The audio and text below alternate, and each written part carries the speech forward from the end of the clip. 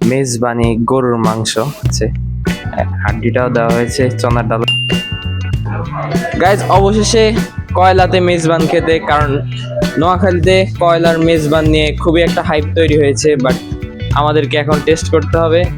By the way, কয়লা entry নেওয়ার সাথে সাথে শুরুতেই পিৎজা দিয়ে এন্ট্রি নেয়, এরপর তারা শীতকালে হাঁসের মাংস রেডি করে, যেটা খুবই ফেমাস ছিল। বাট এখন তাদের সবচেয়ে ফেমাস ডিশটা হচ্ছে মেজবান। তো চট্টগ্রামের মেজবান নোয়াখালীতে কেমন সেটা ট্রাই করবো আজকে। B with us and let's go. Guys, কয়লার ইন্টেরিয়রটা কিন্তু ছোট, অর্থাৎ সম্ভবত 28 থেকে 30 জনের একটা ক্যাপাসিটি আছে। তবে ছোট হলেও ম্যাটার না, কারণ খাবারের টেস্টটাই মেইনলি ম্যাটার করে। তো গাইস, এইটা হচ্ছে আমাদের মেজবানি গরুর মাংস। আমরা মূলত 2টা নিয়েছি এখানে, আর তারা একটা জিনিস প্রমিস করেছিল, সেটা হচ্ছে হাড্ডি সহ চনার ডাল।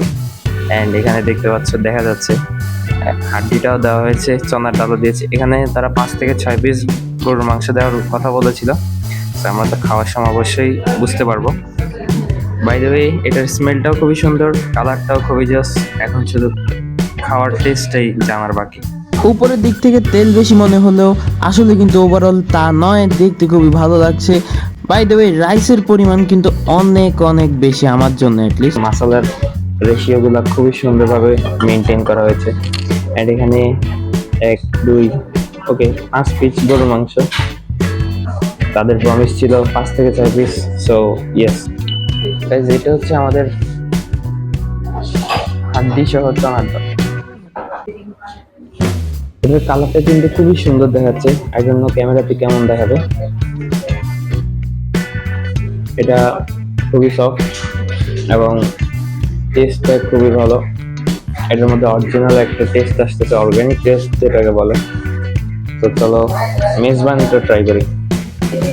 গাইস, তোমরা যাই বলো, চনার ডাল আর মেজবানের গরুর মাংস মিক্স করে খেতে যেটা, সেটা আসলে কোনোখানে পাওয়া যাবে না। টেস্টটা 100% টেস্ট, এবং অবশ্যই মেজবান গরুর মাংস খুবই ভালো, না হলে এতটা ফেমাস হতো না। সবার মুখে শুধু মেজবানি গরুর মাংস।